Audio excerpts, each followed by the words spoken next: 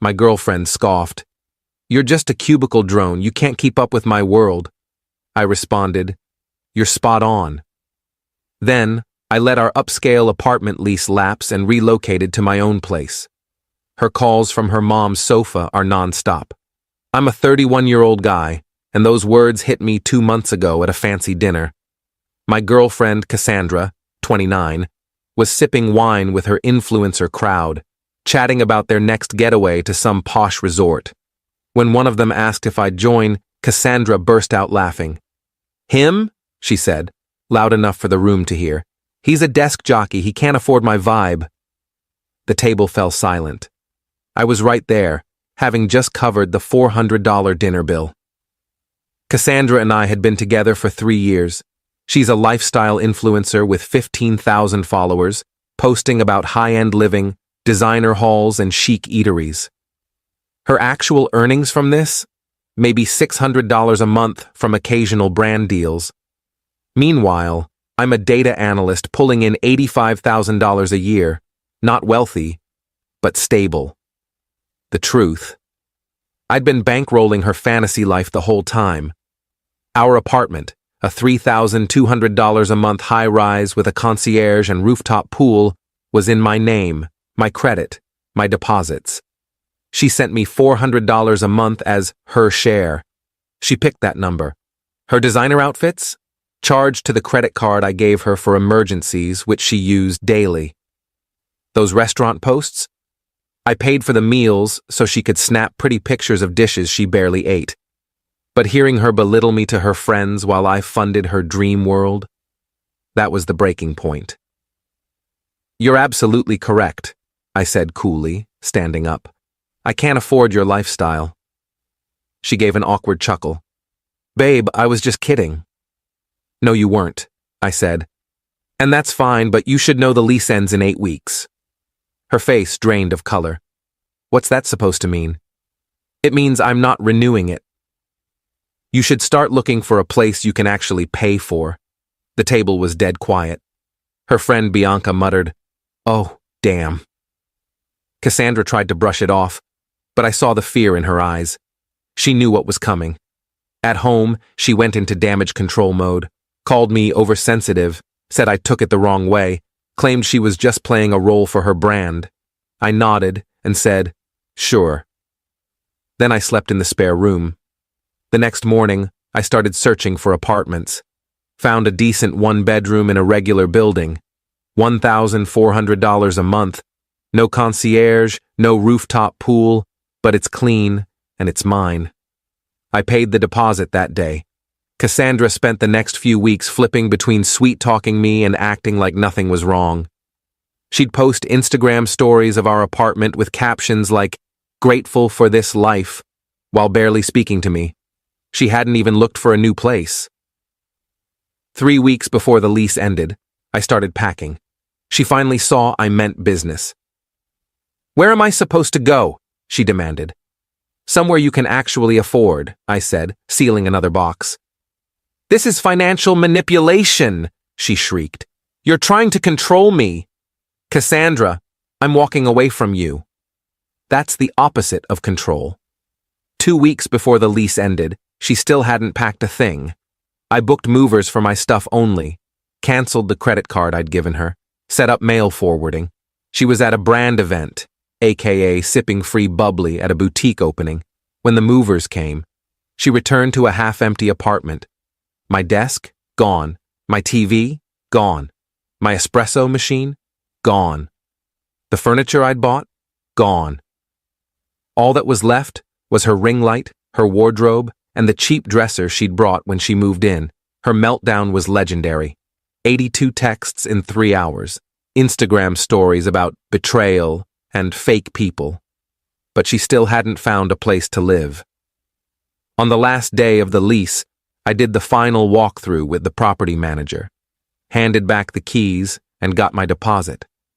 Cassandra was there, still in denial, pleading with the manager to let her stay.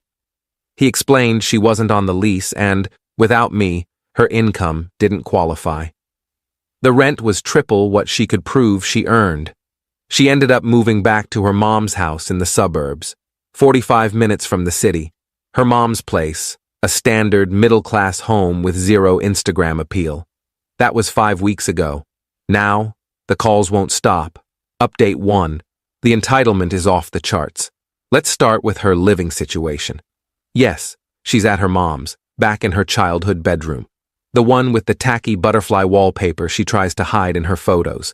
She's gotten clever with camera angles, using her ring light to fake a minimalist vibe. But her followers aren't fooled. Her engagement has tanked. The first week after moving out, she played the victim card, called me sobbing about how I'd abandoned her, how we were a team, how I owed her after 3 years. I reminded her she told a room full of people I couldn't keep up with her lifestyle. She hung up. Then came the money panic. That credit card I canceled? It was linked to her subscriptions. Her $200 a month luxury gym with the spa, her $50 a month beauty box, her $50 a month cloud storage for photos, her $60 a month Adobe suite. All declined. She had to cancel everything. She texted, "You're killing my brand." "I need those tools," I replied. "Your brand should cover its own tools." No response. But the real comedy kicked in when she tried to keep up her lifestyle from her mom's house. She sweet-talked some guy from a dating app into taking her to a ritzy steakhouse, posted stories of the wine, the starters, the whole performance.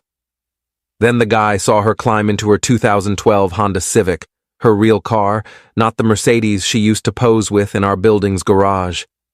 He never called her again. Her mom, Gloria, called me last week. Had the audacity to say I was cruel to her daughter.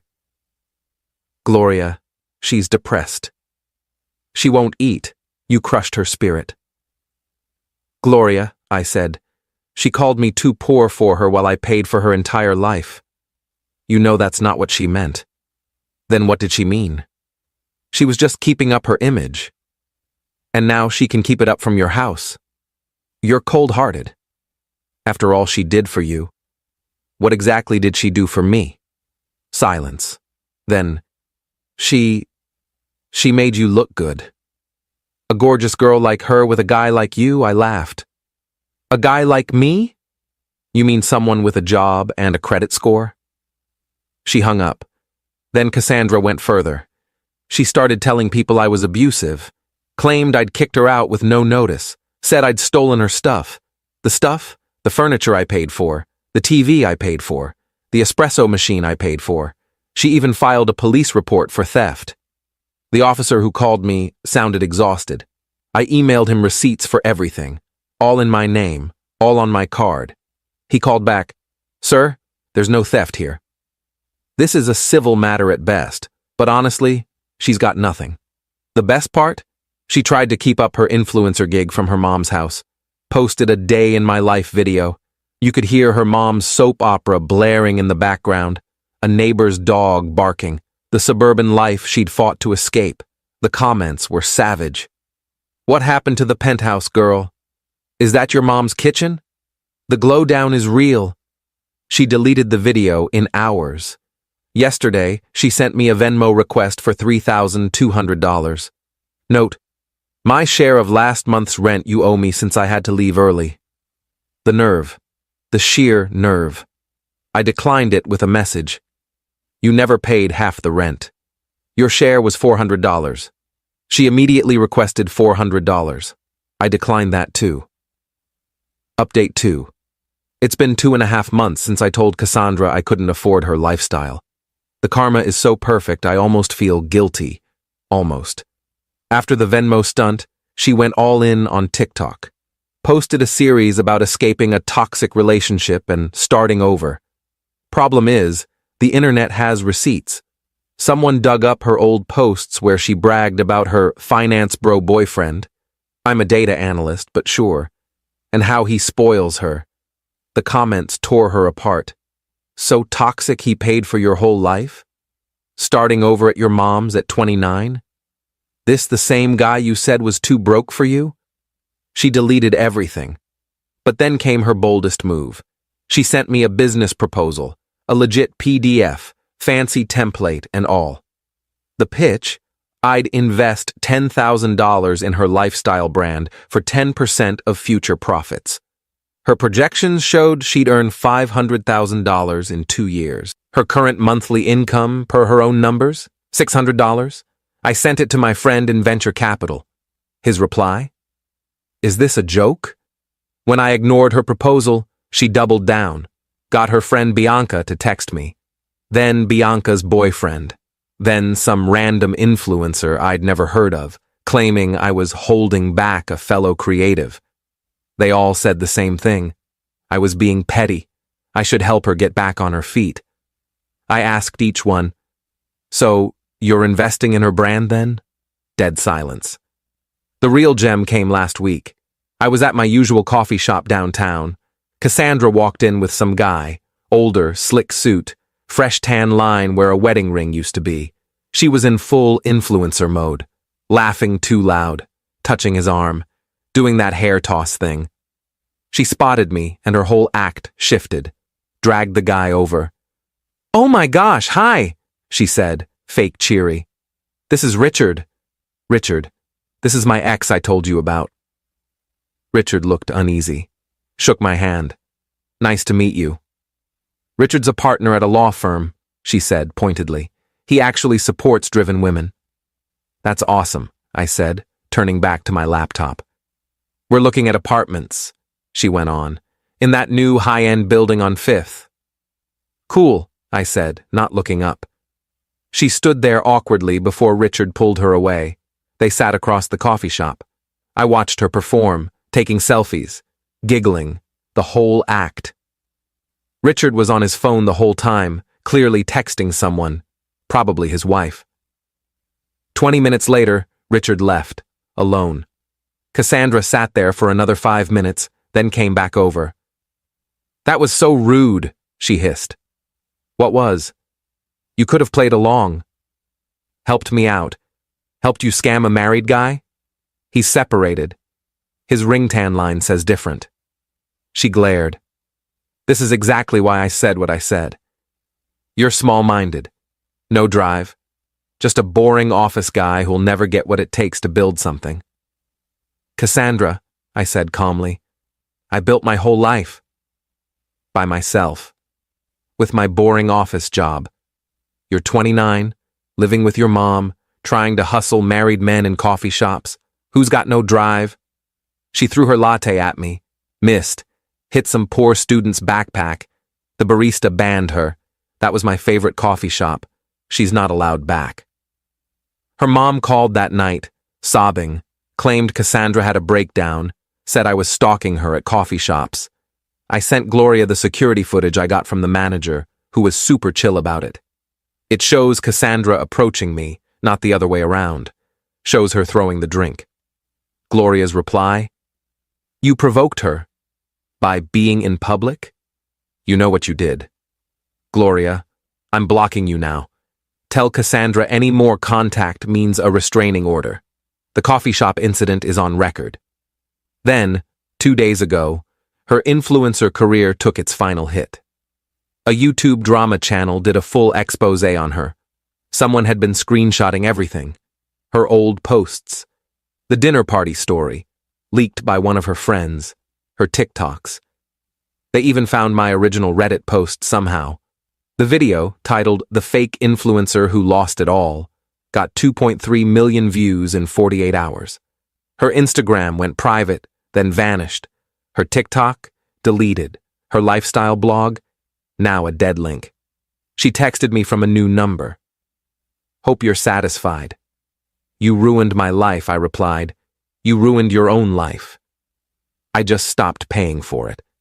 Then I blocked her. Final update. It's been 4 months since that dinner party. This is my last update because there's nothing left to say. Cassandra's story has wrapped itself up. After the YouTube video went viral, she tried one last pivot. Launched a new Instagram as a mental health advocate, posting about surviving toxic relationships and healing from trauma. Shared inspirational quotes over photos of her mom's backyard sunsets. Got about 200 followers, mostly bots. But the internet doesn't let go. Someone dropped the YouTube expose link in her comments. Her new followers looked her up. The account was gone in 9 days. Per a mutual friend who still talks to Bianca, Cassandra got a job, a real one, data entry at a dental office, $18 an hour, 8 a.m. start time. The irony of her doing data entry while mocking my data analyst job isn't lost on me. She lasted 3 weeks before complaining about the toxic workplace. They told her to stop taking selfies at her desk. Now she's at a department store, working returns. The girl who posted about luxury hauls now handles other people's returns all day. Her mom, Gloria, messaged me on Facebook. I'd forgotten to block her there. One last plea. Said Cassandra was getting help. Maybe we could reconcile when she's better. I replied, Gloria, your daughter needs to learn that choices have consequences. I wish her the best, but I'm done with her. Please don't reach out. She wrote back, you'll regret this when she's successful. I didn't reply. Blocked. The funniest part? I ran into Richard, the coffee shop guy, at a work event last week. He knows my company's legal team. We talked briefly. He mentioned a crazy woman who kept messaging him after one coffee date, talking about moving into luxury apartments together. Had to block her everywhere. His wife saw the texts and wasn't thrilled. Dodged a bullet, he said. You have no clue, I replied. As for me, life's calm. My apartment's small, but mine. I cook my own meals instead of shelling out for overpriced restaurants where she'd photograph food she didn't eat. I'm saving money. Took a vacation last month. Nothing extravagant, just camping and hiking with friends. Posted no photos. It was amazing. I've started seeing someone new, Heather. She's a teacher, drives a Toyota, and insisted on splitting our first dinner bill. When I offered to pay, she said, I have a job. I can cover my own pasta. I might be falling for her. The last I heard about Cassandra via the retail rumor mill was that she had to move into a smaller room at her mom's. Gloria turned her old bedroom into a craft room, fed up with her daughter's temporary stay dragging on. She's now in what used to be Gloria's home office, 8 by 10 feet, no windows, from a high-rise with city views to a windowless box in her mom's house, from influencer to return counter, from he can't afford my lifestyle to would you like to apply for our store card? The best revenge is letting someone face the reality of who they are without you holding them up. Cassandra wanted a lifestyle. She got what she could afford on her own. And me, the boring office guy, I'm doing great, better than great. Turns out I could afford my lifestyle all along, just not hers. Edit, since someone asked. Yes, I kept all the evidence from the coffee shop incident and her harassment. Never had to use it for a restraining order, but it's there if she tries anything again. To those saying I was too harsh, she threw a drink at me in public. That's assault. I could have pressed charges and didn't.